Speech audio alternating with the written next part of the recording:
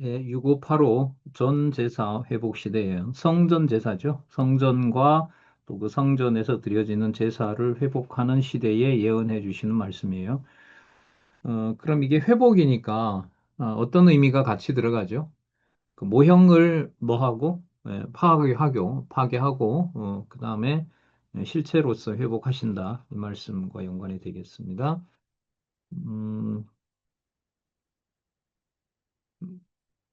자, 학계 스가랴는 여호와의 전 회복, 여호와의 성전을 회복하시겠다는 내용이 에, 학계 스가랴고요. 그 다음에 말라기는 제사가 부패했다고 얘기를 하시고 회복을 예언하시는 거예요. 자, 상황 설명을 좀 드리면은요, 이 학계나 이 스가랴 같은 경우에 바벨론 포로에서 돌아온 후에요. 돌아온 후에 특히 이제 스가랴 같은 경우에는 이상 중에 이제 보여주시는 말씀인데, 음, 어, 예를 들면 그 스가랴 같은 경우에 다리오 왕 2년이라고 하니까요. 521년이니까 536년에 돌아오거든요. 어쨌든 돌아왔을 때 여호와께서 이제 이상 중에 보여주시는 그 회복 내용이 바로 스가랴 내용입니다. 자, 학계 같은 경우에는 이제 그 시기가 거의 유사한 시대입니다. 유사한 시대에 성전 중건을 촉구하는 예언이 나타나는 거예요. 그러니까 어떻게 되냐면 이렇게 돼요. 학계 내용은요, 실제로 예루살렘에 돌아가서 예루살렘 성전을 중건하도록 촉구하는 내용이에요. 그런데 스가랴는 이상으로 성전이 회복된다는 사실을 보여줍니다. 그럼 이상으로 보여준다는 것은 이 땅에 있는 것이 아니라 어디에 있는 걸까요? 하늘에 있는 거예요? 그럼 이건 모형이 아니라 어디에다 맞춰져 있어요? 예, 실체에 맞춰져 있는 거죠.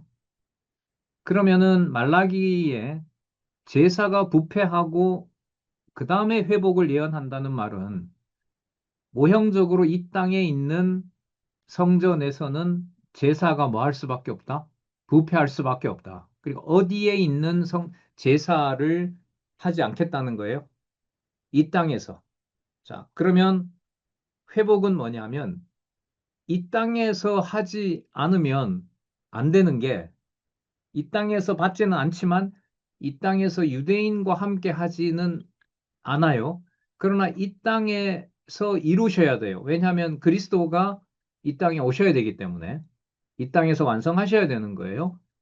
그러다 보니 그 그리스도가 이 땅에 오시는 것으로 전 제사, 성전과 제사가 회복된다는 내용으로 말라기가 끝이 납니다.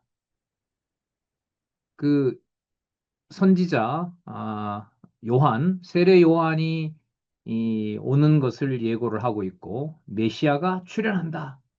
그래서 제일 마지막에 양쪽 가로 2번 말라기에 보시면은 어, 3장 13절에서부터 4장까지 여러분 개론 구조 가지고 계시니까 보시면은 부패와 누구의 출현? 누구의 출현? 메시아 출현. 자, 그렇게 딱 나오는 거예요. 이렇게 맞춰집니다. 자, 그럼 우리 학계부터 보도록 하겠습니다. 학계 스가랴 요 내용은 어디를 보시냐? 자, 전제사 회복 시대 예언부터 볼게요. 6586 6586 보도록 하겠습니다. 6586 밑에서부터 음, 마지막 단락 다 읽어볼게요. 결국 여호와 하나님께서는 이스라엘 열조에게 세우신 언약을 이루시려고 세 명의 선지자의 예언대로 여호와의 전을 헐고 제사를 폐하신 후에 회복시켜 주시는 것이다. 그것은 장차 영원한 성전과 제물과 제사장이신 대제사장이신 메시아를 보내셔서 죽음에서 이때 죽음은 제물하고 관계되는 거예요. 성전 제사 제물 그 모든 게 그리스도에게 와서 다 이루어지는 겁니다. 그게 죽음이에요. 죽음 후에 3일 만에 부활하실 섭리에 대한 예표로서의 모형과 그림자다. 그 내용 아시죠? 요한복음 2장에 나오는 거. 너희들이 성전을 헐어라. 내가 며칠 만에 짓겠다? 3일 만에 짓겠다. 그건 누구의 몸을 말하는 거죠? 예수님의 몸의 부활을 말하는 거죠. 그 제물과 관련해서는 히브리서 9장에 거의 쏟아져 나와요. 자, 메모 그렇게 하시면 돼요. 히브리서 9장 참조하시고. 그리고 대제사장이 되신 것과 내용은 히브리서 7장 24절 25절. 히브리서 7장 24절 25절. 놀라운 말씀이 나오는데요. 24절, 히브리서 7장 24절. 예수는 영원히 계심으로 그 제사 직분도 갈리지 아니하리니 그러므로 자기를 힘입어 하나님께 나아가는 자들을 온전히 구원하실 수 있으니 이는 그가 항상 살아서 저희를 위하여 간구하심이니라. 예, 제사장 직분을 확실하게 수행하신다는 거죠. 24절에 예수가 영원히 계신다 그래요. 예수는 어디에서 부르던 이름이에요? 이 땅에서 불리는 이름이신 거예요. 여호와는 구원이시다라는 이 땅의 이름인데 그 육의 몸이 어떤 존재냐 하면 영원히 계신 존재예요. 육의 몸을 가지고 육을 초월한 영원한 곳에서 영원한 제사를 드리시는 사건으로 지금 히브리서 7장 24절, 25절은 얘기를 하고 있어요. 자, 그 내용이 이제 학개 스가랴 말라기의 배경이 된다는 거죠. 거기에 신약 근거가 된다는 겁니다. 자, 그럼 학개 볼까요? 6587에 가시면 여호와의 성전 회복 예언은 밑에서부터 세 번째 줄 장차 오실 메시아가 죽음에서 부활하실 섭리에 대한 예표로서의 모형과 그림자. 이건 아까 많이 얘기했었죠. 죽으시고 사흘 만에 살아나신다는 거. 아까 요한복음 2장 19절, 21절 이런 게 이제 대표적인 거죠. 자, 그 다음에 학계 1장을 보시면 여호와 전 중건의 촉구와 예언 이건 우리 아까 살펴본 거죠. 밑에서부터 6588 두 번째 달랑 밑에서부터 다섯 번째 줄 장차 오실 메시아가 사망의 권세를 멸하실 것에 대한 예표로서의 모형과 그림자. 장차 오실 메시아가 사망의 권세를 멸하실 것. 자, 이거 아까 우리 히브리서 찾아봤죠. 자, 그럼 양쪽 가로 1, 전 중건의 촉구와 착공. 이것도 죽음에서 부활하실 것. 이거 살펴봤어요. 자, 그럼 넘어갑니다. 넘어가셔서 어, 6595, 6595 전중건의 언약과 보호 6595 밑에서부터 네 번째 줄 이는 장차 메시아가 죽었다 부활하실 것에 대한 예표로서의 모형과 그림자 이거 아까 살펴봤었죠. 자, 제가 실체로 회복한다, 실체로 회복한다 이 말의 어떤 그 성경의 근거가 나오는데 이 부분 강론하면서도 많이 강조 드렸는데 6596에 보면 2장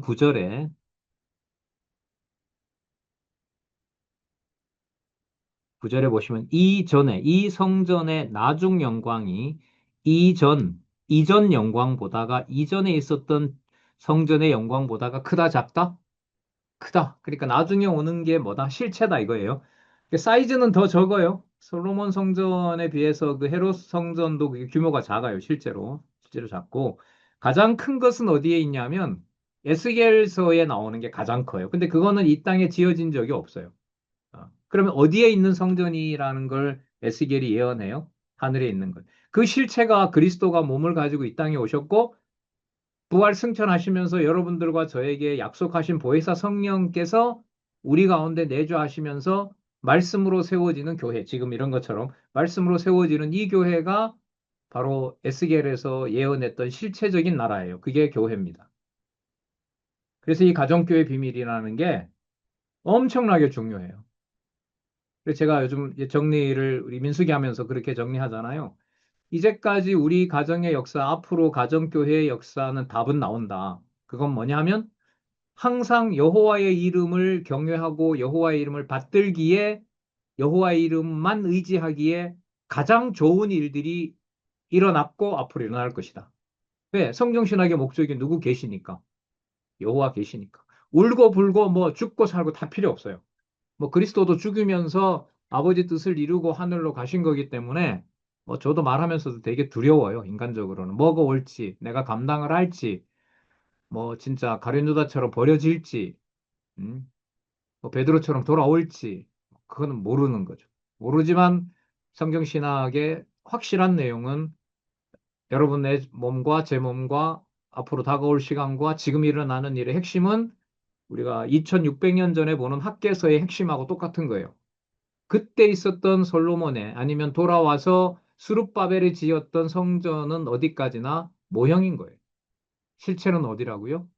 여러분들과 제 몸이 함께 있는 현재 이곳에 드러난 하나님의 말씀의 능력이고요. 그건 아버지 뜻을 이루는 거예요. 그래서 앞으로 지금까지 있었던 최고의 말씀 운동의 최선의 이름 바로 여호와 이름이 계속해서 계시됐다는 거. 이거 그러니까 그 방향이 나의 구원이라는 것하고 여호와 계시라는 거하고 방향이 여러분 거리가 조금만 멀어요. 질적으로 달라요. 질적으로 다른 거예요. 그냥 구속사와 여호와 계시라는 게 이렇게 달라요. 예. 세 번째 단락하면서 그게 더 선명해졌어요. 예. 아니면 이게 이 세 번째 단락을 설명해 가기가 어려워요. 그냥 뭐 똑같은 내용 나오는 것 같고 계속 그거 반복하는 것 같고 뭐 그냥 이런 거보다 싶어서 그냥 저자가 여기에다 넣은 것 같고 이런 그런데 그게 아니라는 거 우리가 계속 해왔죠. 자, 그다음에 이제 학계에 지나서요. 우리 학계 제일 마지막 페이지 보시면 6602 거기에도 학계 2장과 관련해서 밑에서부터 보시면 하나, 둘, 셋, 넷, 다섯, 여섯 번째 줄 이는 장차 메시아가 죽음에서 부활하실 것에 대한 예표로서 모형과 그림자다. 앞에 살펴봤던 거죠. 자, 그 다음에 13권, 13권 스가랴로 가겠습니다. 자, 이게 제목 한번 보세요. 무엇으로 전 회복 예언? 무엇으로? 네, 이상으로. 이거 되게 중요합니다. 이상이라는 말은 모형이 아니라 무엇과 관계된다? 네, 실체와 관계된다는 거예요. 거기와. 자, 먼저 그러면 이상으로 전 회복하는 내용에 대해서 일단 6절까지 먼저 살펴보도록 하겠습니다. 이게 14장까지 되어 있잖아요. 자, 1장에서부터 6장까지 먼저 이상으로 전 회복 예언. 먼저 1장에서부터 2장까지 보수에 의한 회복 예언을 말씀해 주십니다. 그러니까 대적을 보수해서 회복을 예언하는데 중요한 게요. 회복 속에 누구도 포함한다는 거예요. 열방을 포함합니다. 이방을 포함한다는 걸 염두에 두셔야 자손 땅 통치 언약이 모형이 아니라 어디로 넘어간다? 실체로 넘어가서 이루어진다. 자, 그 내용이 중요합니다. 자, 1장과 2장 보스에 의한 회복 예언과 관련해서 자, 그 요약들 한번 보고 넘어갈까요? 6605에 보면 권면 후에 약속과 열조를 뭐 하지 말라? 본받지 말라. 그러니까 모형 없애는 거예요. 6608에 가시면 70년이 되어서 예루살렘 회복과 대적의 파멸을 예언합니다. 70년 포로 시간이 지나고 나면 여기 성전이 설 텐데, 예, 예, 성전이 설 텐데 바로 그때 다른 대적들도 성전을 침범하지 못하도록 내가 보호하겠다. 그런데 그 성전은 내가 이상으로 보여주겠다. 이렇게 말씀하시는 거예요. 그래서 2장 1절에서부터 13절 보시면 6611에 예루살렘의 회복에 대한 여호와의 언약의 말씀을 예언하는데 여기에 많은 나라도 누가 들어와요? 이방이 들어와요. 그러니까 여러분 학계 스가랴 말라기에서 특히 스가랴에서 실체적인 언약이 시작되고 있다는 걸 꼭 기억하셔야 돼요. 제목 그 자체가 이상으로 회복 얘기를 할 때 저 이상은 실체 언약인 아담 언약과 연관된다는 걸 꼭 염두에 두셔야 돼요. 그러니까 여러분 이렇게 된 거예요. 그 역대기 다음에 학계 스가 아니 죄송합니다. 아, 역대기 다음에 뭐죠? 에스라 느헤미야는 실제로 70년 후에 돌아와서 막 성전 짓는 것을 얘기를 하는 거예요. 그러면 여기 학계 스가랴에 와서 그 당시와 비슷한 그러니까 에스라와 느헤미야 시대와 똑같은 시대에 쓰인 거예요, 이게. 근데 이 내용은 그 당시에 세우는 이 성전에 맞춰져 있는 것이 아니라 어디에 있는 누구의 나라? 하늘에 있는 그리스도의 나라와 관계가 되는 거예요. 그러니까 에스라 느헤미야는 그때 중건되는 일을 쓰는 거예요. 그런데 여기 학개 스가랴는 하나님께서 어디 일을 쓰라는 거예요? 그게 돌아와서 짓는 게 그게 실체가 아니고 실체는 이제 시작이 됐는데 이제 그리스도가 와서 그렇게 하는 거다. 이렇게 알려주는 거예요. 이거 이게 시간적으로 이렇게 정리하고 본문들 정리하기도 참 쉽지가 않았는데요. 하여튼 이 공부를 그때 열심히들 발표를 하시고 저도 많이 보고 했던 게 너무너무 감사하네요, 진짜. 네. 이렇게 이게 전체의 어떤 세 번째 단락 보면서 그 구조가 이렇게 연결이 되니까 더 선명해요. 자, 6615에 보시면 3장에서부터 4장까지, 3장에서부터 4장까지 뭐에 의한 회복 예언? 예, 성결에 의한 회복 예언. 자, 성결에 의한 회복 예언. 여러분 여기에 그 유명한 대제사장 여호수아 사건이 나와요. 여호수아의 모습이 뭐예요? 불에 그을렸고 제사장으로서 대제사장으로서 성전을 지키지도 못했고 책임을 완수하지도 못했고 그래서 사단이 뭐라고 하냐면 내가 기소해야 되고 내가 재판해야 되겠다라고 하니까 여호와께서 뭐라고 하세요? 건들지 마라. 저사에게 세마포를 입혀라. 그는 자기 임무 다 했다. 자, 그러면 이 땅에 불에 탄 성전을 말하는 것이 아니라 제사장이 진짜 제사장 하는 노릇의 임무는 어디에 있는 성전을 관리하는 것이다? 하늘에 있는 걸 관리한다. 그래서 이 땅에 이 사람이 관리를 잘못해서 멸망해버린 그 예루살렘은 이미 어차피 망할 거다. 그거 무너뜨렸다고 해서 그걸 책임지지 않았다고 해서 그 사람을 대제사장을 기소할 수가 없다. 이 대제사장은 소망한 것이 누가 와서 완성할 성전? 메시아가 와서 관리할 그 성전을 바라보았기 때문에 이 땅에 있는 성전을 관리하지 못했다고 해서 네가 데려갈 수가 없다. 사단 너가 데려갈 수가 없다. 그래서 이 대제사장을 회복해 주시는 사건이 놀라운 사건이 바로 여기에 나타납니다. 자, 깨끗한 관을 머리에 씌워주고 옷도 깨끗하게 입혀라라고 얘기를 하십니다. 실체와 관계된다는 겁니다.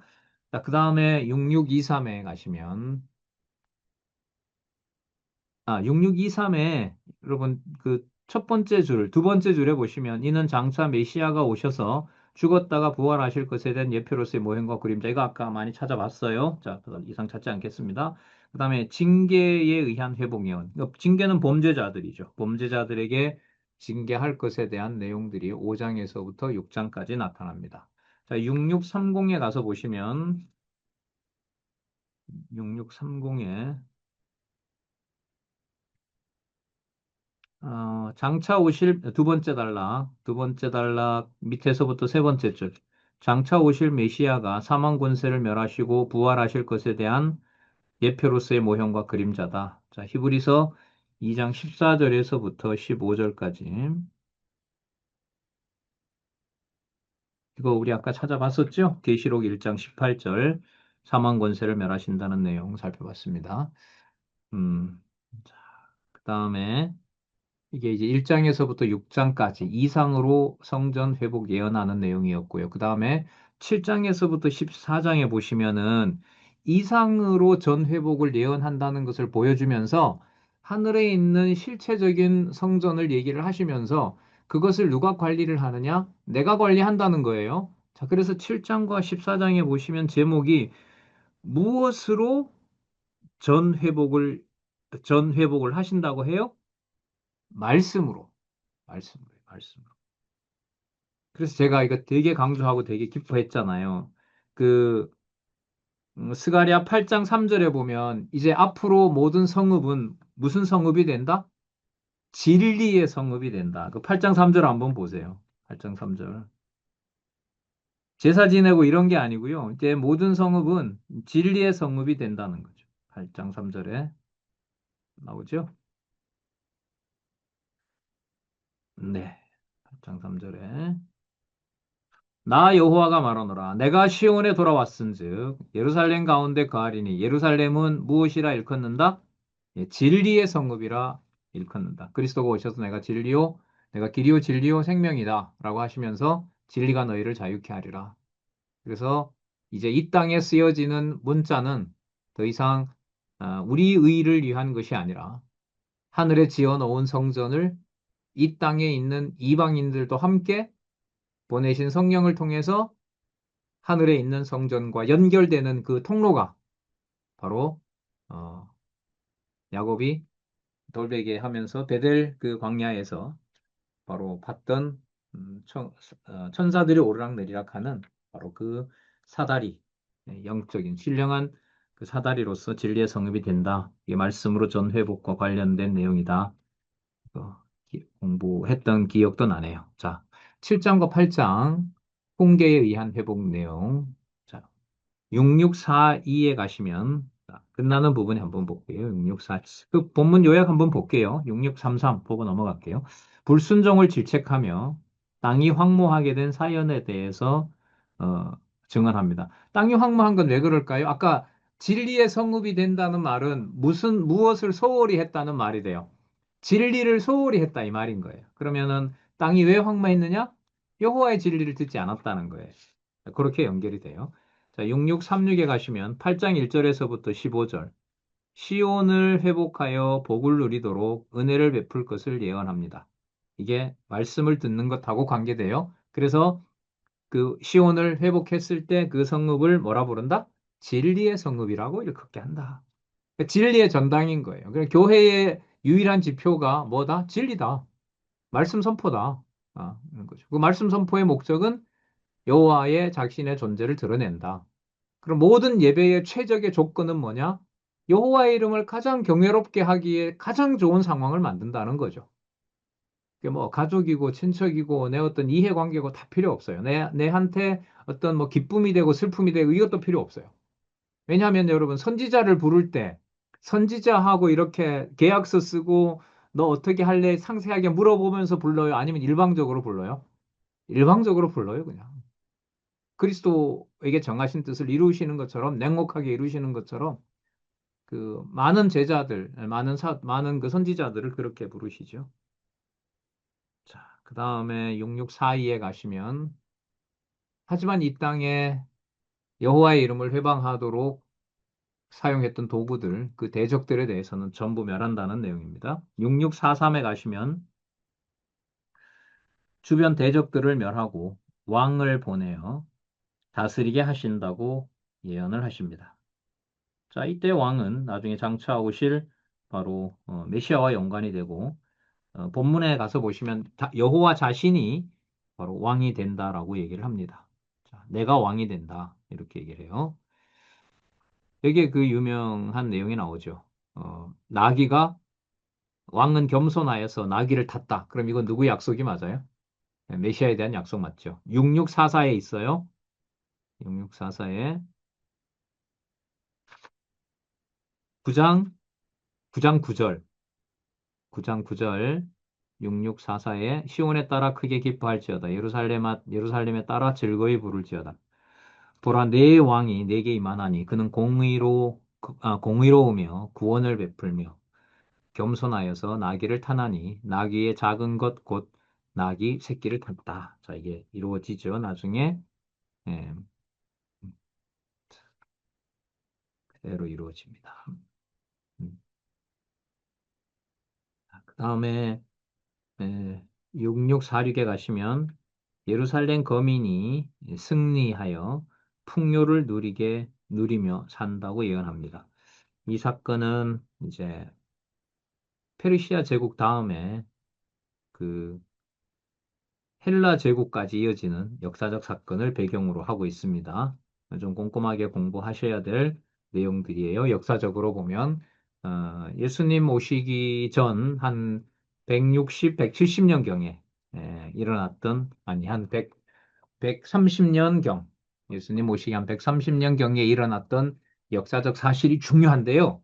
그 130년이 무슨 시기냐 하면 헬라 제국하고 로마 제국이 바뀌는 시기예요.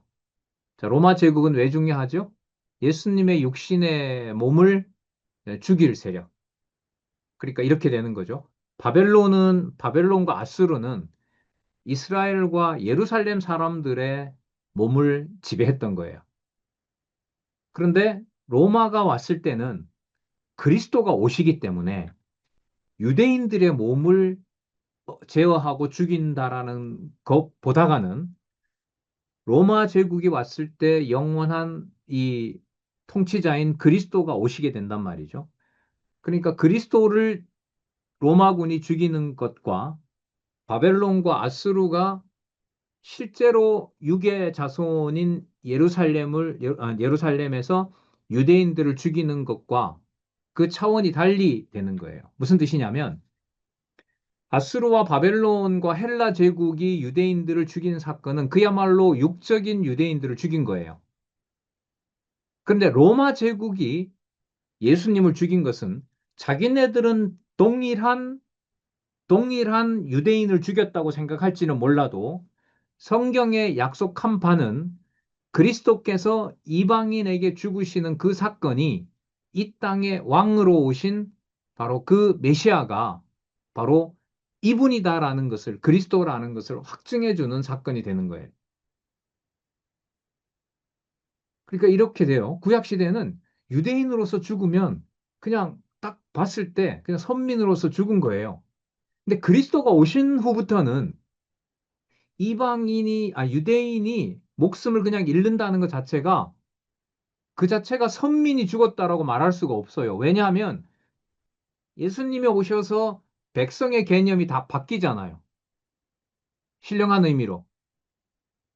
예수님과 관련된 자손 땅 통치에서 자손이 유대인에만 해당돼요? 아니잖아요. 그러면 예수님 당시에 유대인이 이방인에 의해서 죽는다는 사건은 그 육적인 개념이 아니라 이제는 예수 그리스도의 죽음으로 유대와 이방인들에게 그리스도와 같은 일들이 실체로 일어난다는 거예요.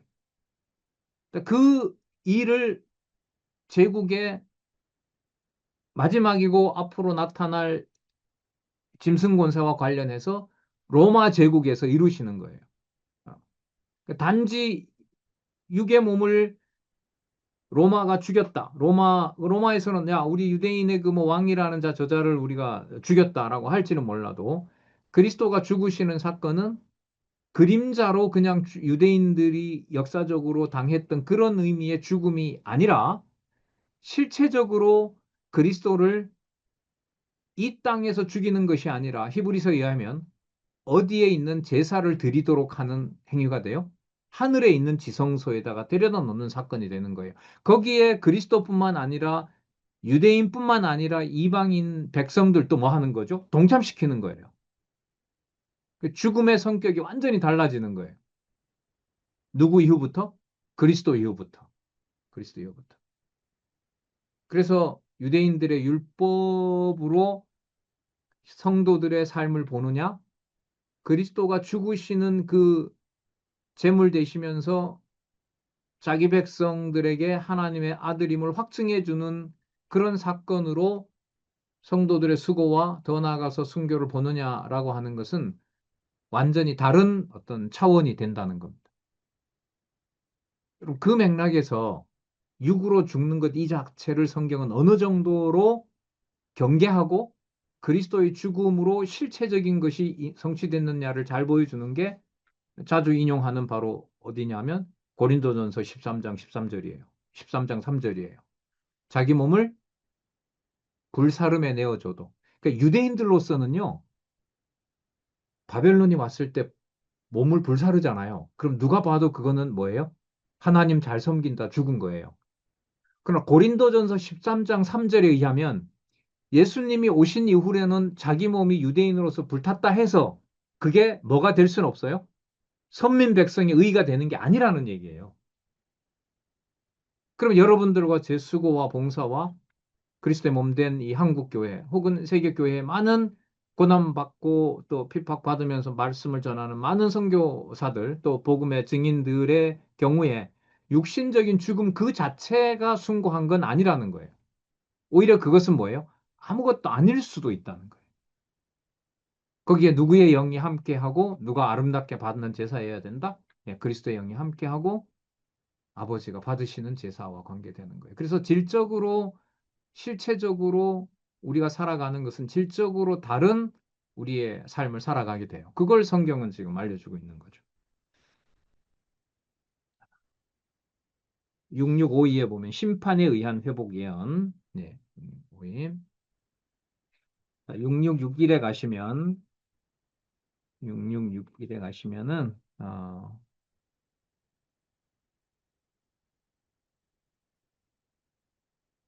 11장과 12장과 관계가 된 거죠. 밑에서 두 번째 줄 이것도 우리 살펴봤어요. 이러한 예언의 성취 결과는 오실 메시아가 당하실 고난에 대한 예표로서의 모형과 그림자다. 예. 그 다음 사죄에 의한 회복 예언. 여기 나오네요. 자, 무엇에 의한 회복 예언? 뭘 해주셔야 돼요? 사죄. 죄를 사해 주셔야 되는 거예요. 음, 말씀으로 성전 회복의 예언의 마지막이 이 사죄에 대한 예언으로 사죄에 의한 회복 예언으로 알려주시는 것입니다. 자, 한번 보실까요? 662에 보시면 13장 1절에서부터 9절 죄와 더러움을 씻어 3분의 1만 백성 삼을 것을 예언합니다. 자, 다는 아니에요. 자, 그 다음에 14장 1절에서부터 11절 6665에 가시면 열국을 치고 예루살렘을 회복시켜 보호해 주실 것을 예언하는 내용입니다. 그 다음 6669에 가시면 대적을 치고 남은 자, 이거 중요하죠? 남은 자로 유대인과 이방인 다 포함해서 남은 자로 초막절을 지키게 합니다. 초막절은 이제 마지막 날에 유대와 이방이 하나 되는 거죠. 여기에 여러분들 바로 뭐가 나오냐면 말 방울까지도 성결케 한다 이 말이 나와요. 그러면 성결한 제물이 예루살렘의 성전 안에만 있는 것이 아니라 어디에도 있어요? 이방인 누구에게나 있다는 거예요. 어떤 자라면 남은 자라면. 왜요? 그 안에 우리로 말하면 그 안에 뭐가 있기 때문에 그리스도의 영이 임하기 때문에. 그럼 그리스도의 영이 임하는 목적은 누구 이름을 온전히 부르게 하는 거죠. 여호와 이름. 그 십계명 관리자가 누구라 그랬어요? 뭘 강조했죠? 십계명 관리자가 여호와세요. 그럼 자신의 이름을 망령 때 일컬지 않게 하시기에 가장 좋은 방법이 메시아가 오셔서 이루신 그 방법이고 메시아가 약속하셔서 보내주신 성령이 현재 여러분들에게 임하고 있고 저에게 임하고 있고 무슨 일이 일어나든지 그것이 여호와를 부르기에 가장 좋은 조건이라는 거죠. 그런 관점으로 성경을 보면 보이느냐? 여호와 계시로 보이니까 이런 말씀드리죠. 예. 자, 그다음 제사 부패와 회복 예언. 딱 그래서 이 땅에 있는 모든 제사는 이때 특히 이 제사 부패는요. 516년에 중건된 제사를 지금 지칭하는 거예요. 말라기가 440년이니까요. 그로부터 한 80년 전에 세웠던 516년에 스룹바벨이 세웠던 그 성전을 뭐 하지 않는다? 더 이상 받지 않는다는 거예요. 그러면 이 지상에서 세웠던 성전의 그 정체성은 이제 사라지는 거죠. 어, 누가 오시니까? 어, 제사장이고 제물이고 성전 대신 메시아가 오시기 때문에. 그 목적은 여호와 경외인 거고요. 음. 자, 볼게요. 6688에 가서 보겠습니다. 6688에 이 제사 부패 책망 그다음에 부패한 제사 회복 내용이 나오는 부분이 6688에 가시면은 자, 먼저 그 제사의 부패 책망 내용과 관련해서 볼게요. 밑에서부터 두 번째 단락, 전체로 보면 세 번째 단락, 밑에서부터 세 번째 줄,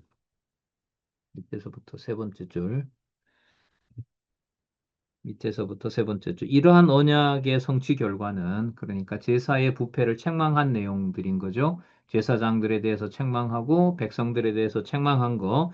이러한 언약의 성취 결과는 책망의 결과는 장차 오실 메시아가 예루살렘 성전을 더럽히는 자들을 책망하실 것에 대한 예표로서의 모형과 그림자다.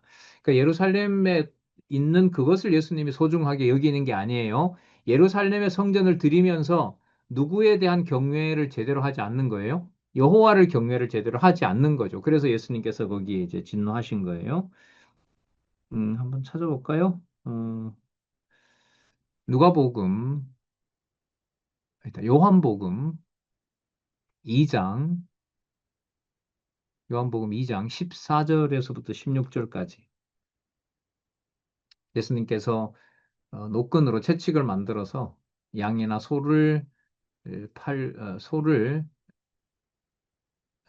내쫓으시고 돈 바꾸는 사람들의 돈을 쏟아버리는 내용들이 여기에 나오는 거죠. 그리고 16절에 2장 16절에 비둘기 파는 사람들에게 이르시되 이것을 여기서 가져가라. 내 아버지의 집으로 장사하는 집을 만들지 말라 하시니라. 그러면 여러분 이게 말라기에 있는 말씀하고 배치되는 건가요? 말라기 말씀을 이루는 건가요?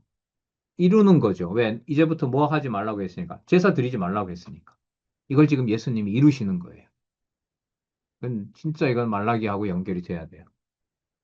음.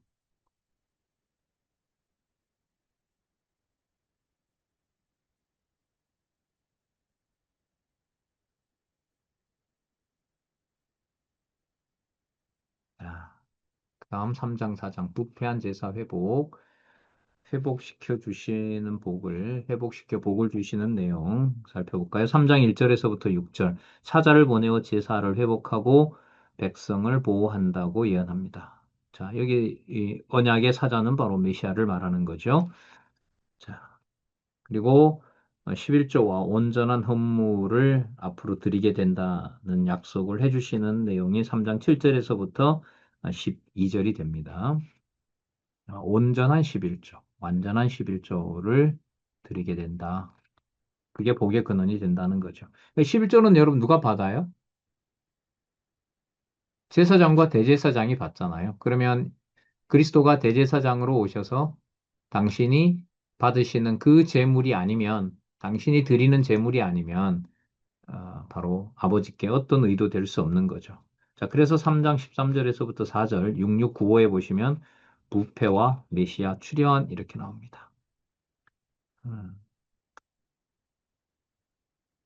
자, 3장 16절에 보시면은요. 말라기 3장 16절 6696에 보시면 96에 그때에 여호와를 경외하는 자들이 피차에 말하매 여호와께서 그것을 분명히 들으시고 여호와를 경외하는 자와 그 이름을 존중히 생각하는 자를 위하여 여호와 앞에 있는 기념책에 기록하셨느니라. 예. 여호와의 말씀에 대해서 그 말씀들을 어, 여호와 앞에 있는 기념책에 예, 여호와의 이름을 부르는 자를 존중히 생각하는 자를 위해서 바로 그 기록을 해 놓으셨다, 약속해 주셨다라고 할 수가 있는 거죠. 음, 그다음 4장 1절에서부터 16절에 보시면은 의로운 해와 자, 선지 엘리야, 세례 요한이죠. 선지 엘리야를 보내어 뭐 한다? 심판하신다. 자, 회개하라 천국이 가까웠느니라 하면서 내 뿌리에 도끼가 임하였다라고 이제 심판하는 내용들이 세례 요한을 통해서 이루어지죠. 자, 그다음에 여러분 6702에 가시면 말라기 전체에 대한 내용들을 정리한 내용이 나옵니다. 6702에 보시면은요, 위에서부터 세 번째 줄, 부패한 이러한 예언 성취의 결과는 부패한 구약 제사를 폐하시고, 자, 영원한 제사를 드리실 메시아를 세상에 보내어 주실 것에 대한 여호와의 언약 계시이다. 자, 언약 계시. 그다음 학계 말라기 내용과 관련해서는 세 번째 단락 밑에서부터 하나, 둘, 셋, 넷, 다섯, 여섯. 세 번째 단락 밑에서부터 여섯 번째 줄. 학계서부터 말라기까지가 전 제사 회복 시대 예언이었죠. 자, 이러한 예언의 성취의 결과는 부패한 구약 제사를 폐하시고 영원한 제사를 드리실 메시아를 세상에 보내어 주실 것에 대한 여호와의 언약 계시다. 이 근거들 앞에서 살펴봤고요. 자, 호세아부터 말라기까지 소선지서 전체와 관련해서는 자, 성경 구절을 소개하고 있어요. 이 책에서 6703에 가시면은요. 6703에 가보시면 자, 밑에서부터 두 번째 단락 밑에서부터 둘, 넷, 여섯, 일곱 번째 줄. 이 언약의 성취 결과는 장차 오실 메시아가 이방 대적의 손에 죽으셨다가 부활하실 것에 대한 예표로서의 모형과 그림자로서 성경대로 죽으시고 부활하실 메시아를 세상에 보내어 주실 것에 대한 여호와의 언약 계시이다. 고린도전서 15장 3절에서부터 4절. 자, 한번 찾아볼게요. 고린도전서 15장 3절에서부터 4절. 내가 받은 것을 먼저 너희에게 전하였노니 이는 성경대로 그리스도께서 우리 죄를 위하여 죽으시고 장사 지낸 바 되셨다가 성경대로 사흘 만에 다시 살아나셨다. 여러분, 지금 우리가 소선지서 내용들 오늘 이제 에, 하박국, 나움, 하박국, 스바냐, 학개, 스가랴, 말라기에서 살펴봤는데 그 성경의 내용들이 남쪽 유다의 멸망과 전 제사 회복 시대 내용들에 보면 그 패망시키는 내용들이 뭐 대충 이런 내용들이에요. 아니면 인간이 감당할 수 없는 아주 무서운 시련이에요. 후자이죠. 근데 그 모든 시련을 통해서 그리스도는 아니 여호와께서는 누구의 어떤 죽음과 누구의 그 의를 준비해 놓았다는 거예요? 메시아의. 그러니까 그 본문을 알고 마태복음, 마가복음, 누가복음, 요한복음에서 나타난 그리스도의 십자가를 보는 것하고요. 선지서 없이 보는 거는 진짜 다릅니다. 진짜 달라요. 자, 그 다음에 6703에 가시면 선지서 전체 내용, 그래 제3편이 되겠죠. 제3편 예언을 통한 언약과 관련된 게 정리가 되고 있습니다. 6704에 보시면은요. 6704에 우리가 권편장절 돼 있잖아요. 자, 편이에요. 제3편 예언을 통한 언약, 예언을 통한 언약 그와 관련된 내용이 6704에 있어요. 자, 이 모든 것들은 밑에서부터 하나, 둘, 셋, 넷, 다섯 번째 줄, 여섯 번째 줄. 이 언약의 성취 결과는 장차 오실 메시아가 이방 대적의 손에 죽으셨다가 부활하실 것에 대한 예표로서의 모형과 그림자로서 성경대로 죽으시고 부활하실 메시아를 세상에 보내어 주실 것에 대한 여호와의 언약 계시이다. 자, 이거 고린도전서 15장 3절에서부터 4절까지. 자, 그리고 구약 전체 내용으로 갑니다. 자, 오늘 그래서 구약 강론 전체 세 번째 단락의 총 결론을 여기서 맺도록 하겠습니다. 자, 두 번째 단락 위에서부터 하나, 둘, 셋, 네 번째 줄. 이러한 언약의 말씀은 섭리를 통한 언약, 찬양을 통한 언약, 예언을 통한 언약, 이러한 언약의 말씀은 모두 여호와 하나님께서 창세전에 작정하신 영원한 뜻의 바탕을 두고 있다. 이사야, 그 다음에 에베소서 1장 4절에서부터 5절 창세전 언약이 나오죠. 에베소서 1장 4절에서부터 5절 익히 잘 아시는 말씀인데 한번 볼까요? 곧 창세전에 그리스도 안에서 우리를 택하사 우리로 사랑 안에서 그 앞에 거룩하고 흠이 없게 하시려고 그 기쁘신 뜻대로 우리를 예정하사 예수 그리스도로 말미암아 자기의 아들들이 되게 하셨다. 3대 언약, 실체적인 언약하고 바로 연결이 됩니다. 5절에. 자, 이렇게 작정하신 뜻을 이루시려고 언약의 말씀을 계시하도록 섭리하신 것이다. 이 언약 계시의 성취 결과는 아담의 표상일 뿐 아니라 아브라함과 다윗의 자손이신 예수께서 메시아로 세상에 오심으로 지상에 하나님 나라 곧 교회가 세워지는 것이다. 이는 메시아를 보내신 하나님께서 언약대로 이루시는 여호와이심을 계시하여 택한 백성으로 여호와를 깨달아 알고 경외하며 섬기게 하시려는 데 있다. 조금 전에 읽었던 그 위에 줄에 그 윗줄에 하나님의 나라 곧 교회가 세워지는 것이다. 이와 관련된 구절, 유명한 구절인데요. 우리 하나 찾아볼까요? 마태복음 16장 18절에서부터 19절 말씀. 마태복음 16장 18절에서부터 19절 말씀. 예수님의 말씀이죠. 또 내가 내게 이르노니 베드로에게 너는 베드로라. 내가 이 반석 위에 내 교회를 세우리니 음부의 권세가 이기지 못하리라. 그러면 창조로부터 지금까지 그리스도를 머리로 한 그리스도께서 통치하시는 교회에서는 음부의 권세가 침범한 적이 있었을까요? 없었을까요? 음부의 권세가 침범해서 이긴 적이 있을까요? 없을까요? 없었어요. 어떤 의미에서 없었느냐? 그럼 에덴 동산에서 쫓겨난 것도 패배가 아니냐? 패배가 아니죠.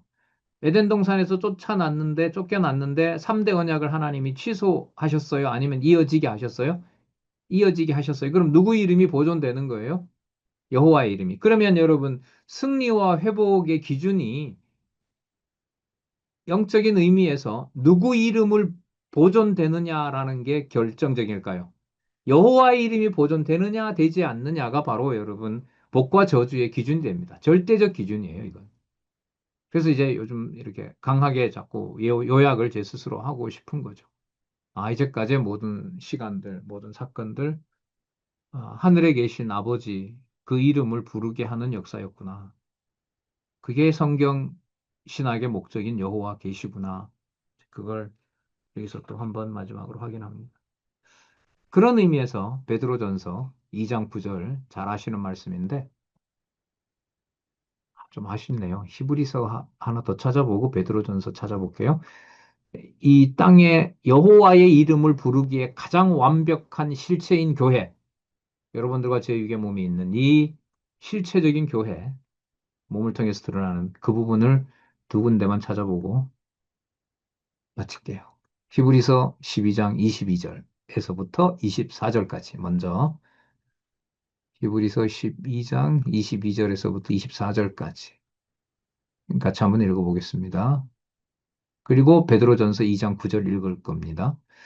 히브리서 12장 22절. 그러나 너희가 이룬 것은 시온산과 살아계신 하나님의 도성인 하늘 예루살렘과 천만 천사와 하늘에 기록된 장자들의 총회와 교회와 만민의 심판자이신 하나님과 및 온전하게 된 의인의 영들과 새 언약의 중보이신 예수와 아벨의 피보다 더 나은 것을 말하는 뿌린 피와 피니라. 자, 베드로전서 2장 9절, 히브리서 이걸 바탕으로 확인해, 확인해 보도록 하겠습니다.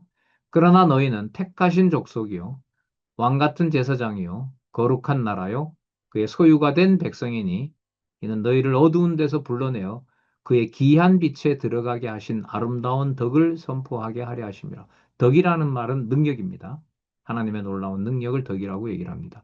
여러분, 베드로전서 2장 9절에 택하신 족속이요 왕 같은 제사장이요 거룩한 나라요 그의 소유가 된 백성이요, 이 내용들이 이 지상에 있는 것을 말할까요? 하늘에 있는 실체를 말하는 걸까요?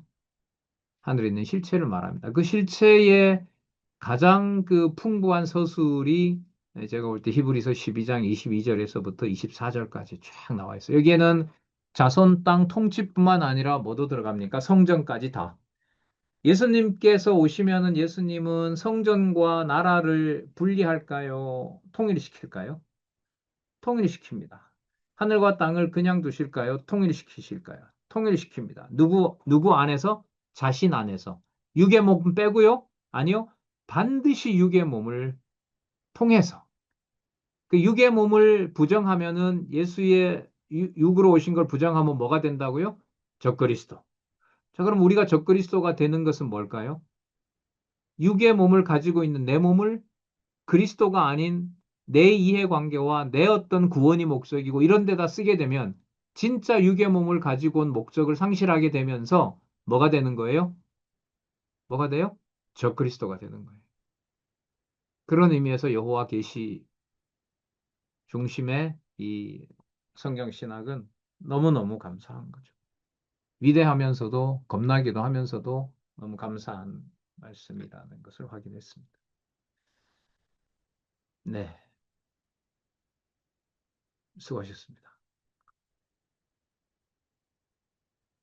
하실 말씀 있으면 하시기 바랍니다. 정확하게 9시에 끝났네. 네.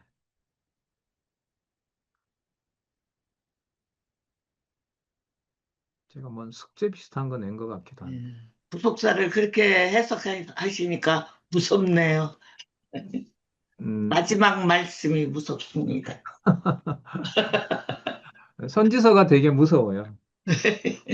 아, 이게 뭐 선지자들조차도 감당이 안 되게 하시니까요.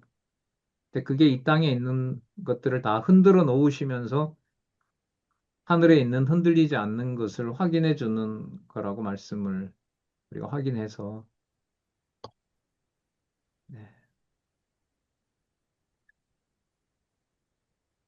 알지는 네, 못하지만 말씀드릴 거 있는데, 감사합니다. 아, 어? 저도 말씀드릴 게 있어요. 네, 말씀하세요. 저기, 구약이 끝이 났으니까, 제가, 말씀드리는데요. 결혼 19편에는 있는 그 요절이나 그 주제를 이번에 강론하실 때는 안 쓰셨거든요. 그 무슨, 이유는 뭡니까? 다시요? 무슨 말씀이시죠? 결혼해 뭐지? 19년, 19년에 성경 개론 중심의 주제를 사용하지 않고 옛날에 있던 주제를 사용하셨단 말씀이죠. 예를 들면은 네, 학계 예를 들어보세요. 말라기가 전제사 회복 시대 예언인데 개론에는 남왕조 회복 시대 예언이라고 하셨거든요. 이런 것들을 이용하지 않는 이유는 뭡니까? 아, 그 제목이 달라진 걸 말씀하시는 거죠, 지금? 그걸 왜 사용하지 않으시냐 이게. 아, 그거는요. 강론집 지금 이 13권을 쓸 때는 2005년에 있는 개론 구조를 가지고 썼고요. 그렇죠? 네, 그리고 이걸 지금 13권 쓴 다음에 이제 18권까지 끝났을 때는 2019년에 성경 개론을 다시 쓰면서 제목을 좀 더 여호와 계시에 맞도록 다시 그렇죠. 붙인 예. 겁니다. 네, 그런데 그렇다는데 왜 사용하지 않으시냐 이게 실제로는. 그게 무슨 말씀인지 모르겠어요, 권사님. 이게 뭘 어떻게 사용하지 않는다는지 다른 분 한번 설명을 해주시면 좋겠어요. 아, 저도 그거 그 19년도 그거 보다가 새로 나온 거 보니까 이 책 교재하고 단어들이 좀 이제 좀 더 확실하게 한 거지 구조로 볼 때는 아무런 그렇죠. 영향이 내용은 없는 거예요. 똑같하는데 예. 그 주제가 너무 확실해요. 개론에 나온 거는 19년. 그러니까 예를 들자면 음. 제3절 남왕조 회복 시대 예언이거든요. 근데 전 거는 이 책에는 전제사 회복 시대, 이 전제사 회복보다 남왕조, 그러니까 이 쭉 다윗과의 언약, 또 그 유다와의 언약을 쭉 계속돼가지고 그런 뜻으로 지금 남왕조 회복 시대 예언이라고 개론을 했는데 강사님은 옛날 거 나온 걸 가지고 왜 하냐 얘기예요. 아, 예. 권사님, 그건 제가 설명드릴게요. 네, 지금 우리가, 공부하는 내용이 강론집 세 번째 단락 우리가 연구하고 있는 게 지금 텍스트 중심으로 저희가 지금 연구를 하는 거잖아요. 그렇죠. 이게 네, 그러니까 삼단락. 그래서 그 교재에 충실해야죠, 우선은. 그리고 지금 이제, 개정된 개론에 대한 건 또 저희가 따로 별도로 아니 그렇지 않아요. 왜 따로 왜 한 가지 성경이면 그 아니 그러니까 규제만 권사님 하면 되지? 아니 그게 아니 뭐 어려워요? 아니 권사님 어려운 게 아니고 아니 삼단락 하는 거하고 그게 뭐 다른 거냐고. 나가 참 아니 큰 구조에서는 남왕조 회복 시대 예언이에요. 그래요. 그런데 여기 그런데 이 그 작은 책에는 소제목으로 전개사 들어갔어. 회복 시대 예언이라고 그랬거든요. 근데 왜 아니, 박홍기 저기 목사님 편만 들어요? 내 말이 맞지? 아, 아니 그걸 맞고 틀리고보다는요. 어.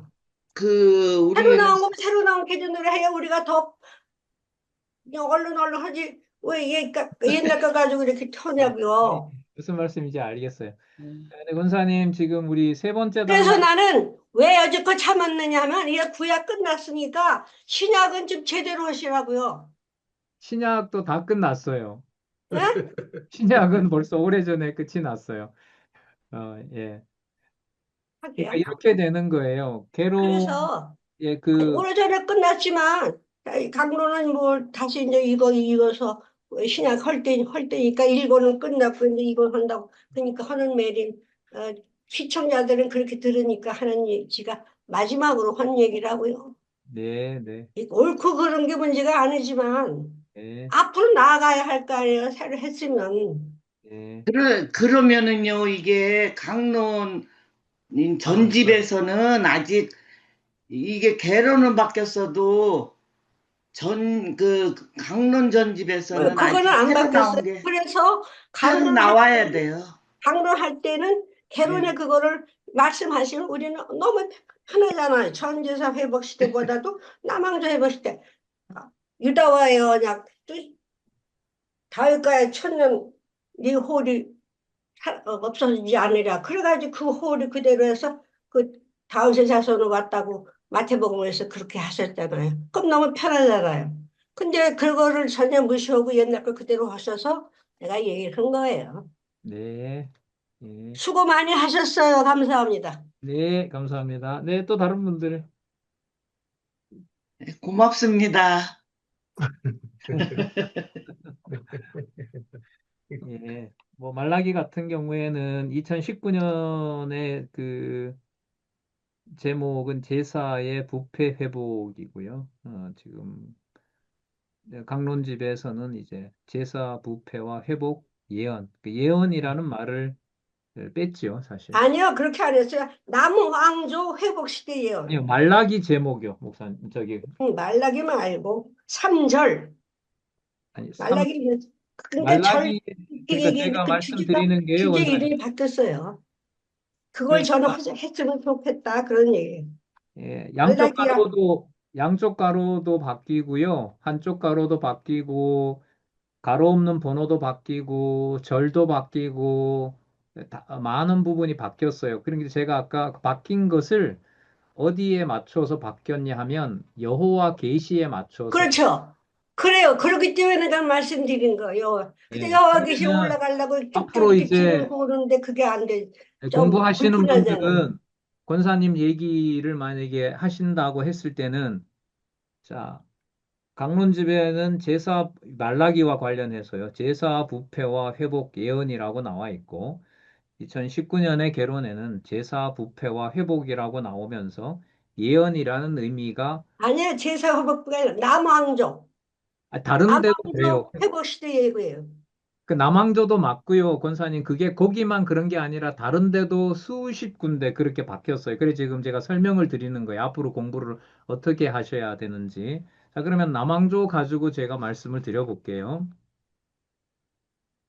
이게 앞으로 이제 공부하는 것과 관련이 되기 때문에 제가 말씀을 좀 드리도록 할게요. 음,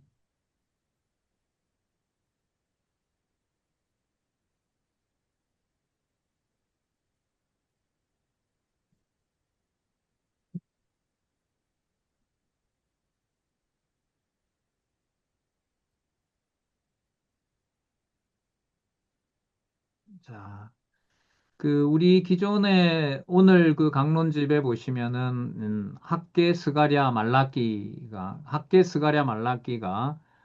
전 제사 회복 시대 예언이잖아요. 오늘 우리가 네. 본 데는 그런데 지금 권사님 말씀하시는 것은 남왕조 회복 시대 예언인 거예요. 네. 19년에 나오는 거 지금 그걸 말씀하셨잖아요. 그렇죠. 그러면 이제 권사님을 비롯해서 앞으로 공부를 이제 어떻게 해 가셔야 되냐 하면 어, 강론집 13권에서 개론 구조상에 있어서 학계부터 말라기까지가 저는 성전 제사거든요. 성전 제사 회복 시대의 예언이라고 한 것이 한 7, 8년 후에 2019년에 와서는 남왕조 회복 시대 예언이라고 바뀌었을 때 이렇게 제목을 바꿈으로 여호와 계시라고 하는 성경 신학의 본래 목적에 어떻게 변화를 줬는지를 여러분들이 공부를 하셔야 되는 과제가 남는 거예요. 지금 그걸 얘기를 하신 거예요.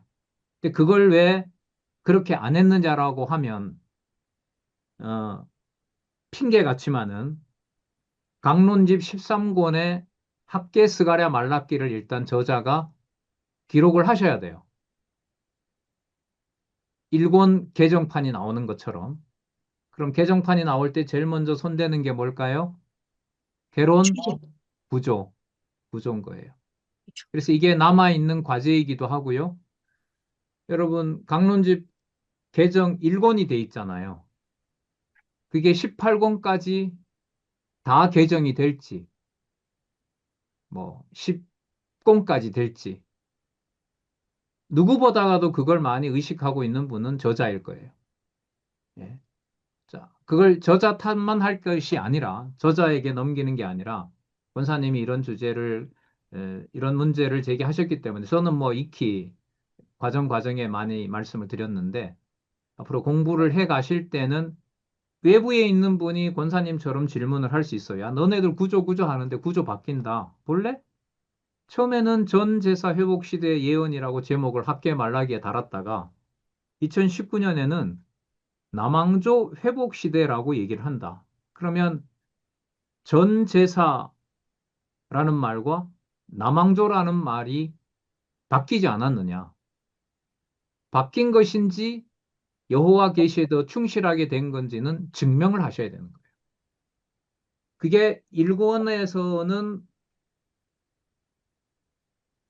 개론 구조와 본문이 연결이 됐지만 2권부터 18권까지는 2019년의 개론 구조와 제목들 다른 부분이 세어보지는 않았지만 적어도 100여 군데는 넘습니다. 그걸 앞으로 연구를 하실 때, 앞으로 논문 쓰실 때인 거예요. 저는 성경 강론집 인용했어요. 저는 성경 개론 완결판을 인용했어요. 저는 이 책을 봤어요. 저쪽은 제가 본 게 아니에요. 이렇게 말할 수는 없어요. 연구는. 그 두 가지들을 다 얘기해 주셔야 돼요. 예. 무슨 말씀인지 아시겠죠? 자, 그리고 두 번째, 여호와 계시라는 본질이 전 제사 회복 시대 예언이라고 한 것과 남왕조 회복 시대 예언이라고 한 것과 본질적으로 성경 신학의 주제인 여호와 계시라는 게 같을까 아니 같다고 했을까요? 달라졌다고 할 수 있을까요? 저는 같다라고 얘기를 한 거예요. 저는 네. 같은데 더 명확하게 하려면 그렇게 해야 된다. 바뀐 걸로 해야 그걸 된다. 권사님이 하셔야 된다고 저는 계속 얘기를 한 거예요. 저는 많이 늙었다고요, 이제.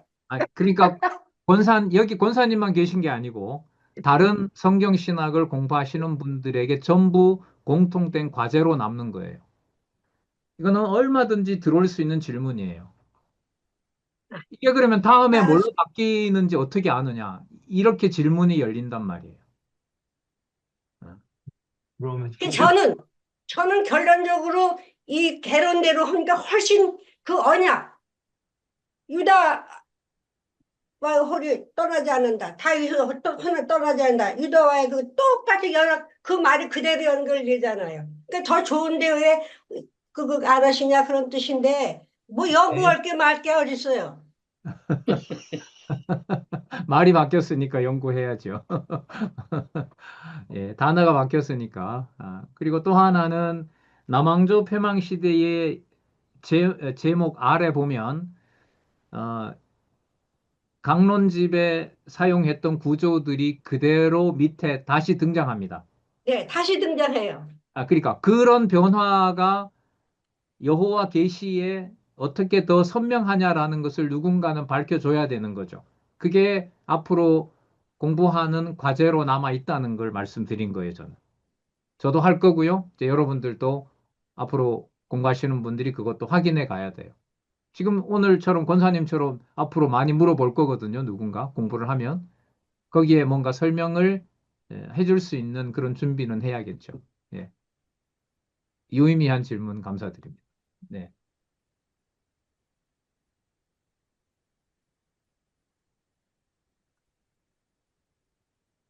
마지막 시간이니까 우리 한마디씩은 좀 하시고 가셨으면 참 좋겠습니다.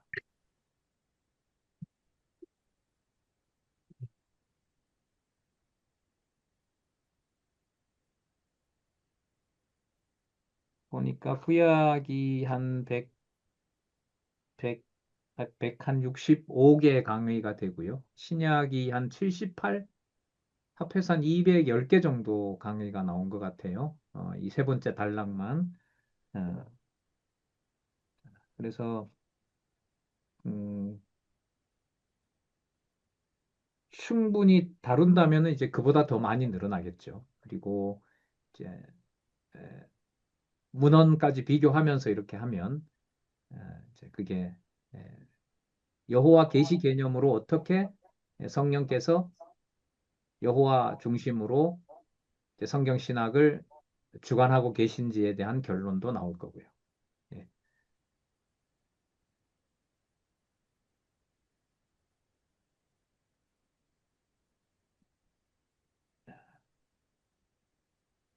사이버 책거리는 어떻게 해야 되죠? 오프라인이면 차도 하고 또 마시면 되는데 오프라인으로 만나야죠.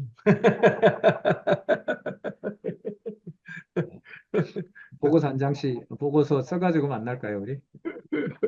준비되면 얘기하십시오. 세 번째 단락과 관련된 어떤 연구가 준비되시면 언제든지 오프라인에서 이제는 하도록 하겠습니다. 그동안 수고 많으셨고요. 어쨌든 성경 강론집 연구 방법론에서 마지막으로 저는 이제 해드리고 싶은 걸 전 했어요.